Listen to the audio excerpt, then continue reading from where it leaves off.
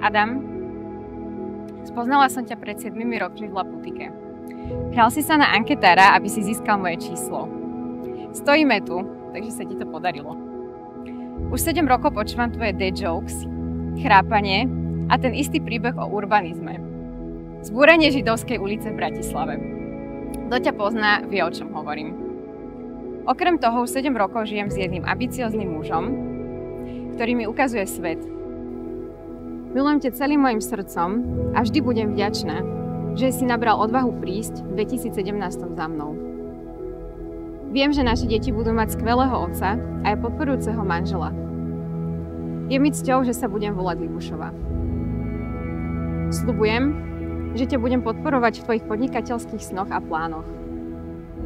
Sľubujem, že sa budem s tebou smiať, plakať aj starnúť. Som a budem tvoja najväčšia fanúšička a raz, keď tie deti prídu, budeme ti fandiť všetci. Ľúbim ťa, Adam.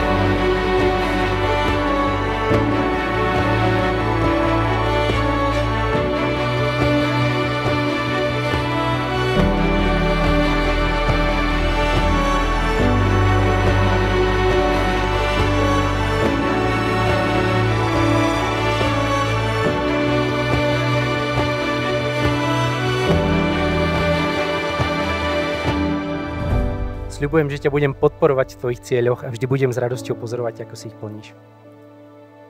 Sľubujem, že ti aj v ťažších chvíľach budem oporou a že si tie pohodové chvíle vychutnáme spolu.